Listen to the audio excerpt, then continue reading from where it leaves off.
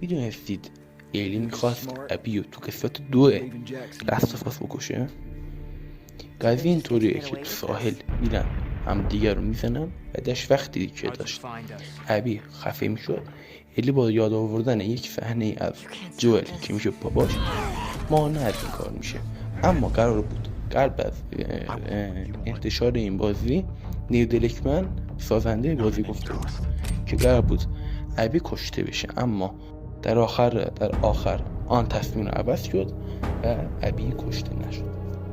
میدونستید ایلی میخواست ابی رو تو قسمت 2 لاست آف اس بکشه؟ قضیه اینطوریه که تو ساحل میرن هم دیگر رو میزنن. بعدش وقتی که داشت ابی خفه میشد، ایلی با یاد آوردن یک صحنه از جوئل که میشه باباش مانع از این کار میشه. اما قرار بود قبل از انتشار این بازی نیل دریکمن سازنده بازی گفته بود که قرار بود